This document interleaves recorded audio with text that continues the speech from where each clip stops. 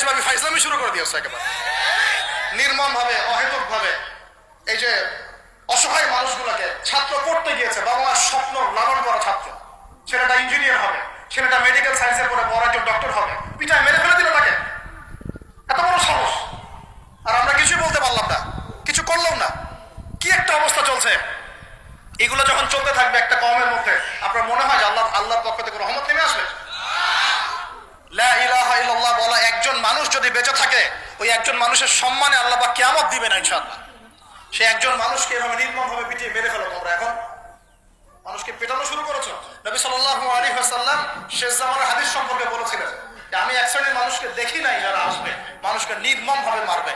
নবীজি বলেছিলেন শেষ জামানায় দুই শ্রেণীর মানুষ আসবে, আমি এদেরকে দেখি নাই। নবীজি দেখেন নাই মানে 1400 বছর আগে ওরা ছিল না। এক শ্রেণী হচ্ছে হাতের মধ্যে মানুষকে মারার কিছু অস্ত্র নিয়ে ঘুরে বেড়াবে, এরা মানুষকে নির্মম ভাবে পিটাবে, নির্মম ভাবে পিটাবে, নির্মম ভাবে মানুষকে পিটাবে। এই শ্রেণীকে আমি দেখিনি, এরা আসবে পরে। আর এক শ্রেণী হচ্ছে এমন এক শ্রেণীর মহিলা বের হবে যারা কাপড় পরেও নগ্ন থাকবে, নিজেরাও আকৃষ্ট হবে, অন্যকে আকৃষ্ট করবে।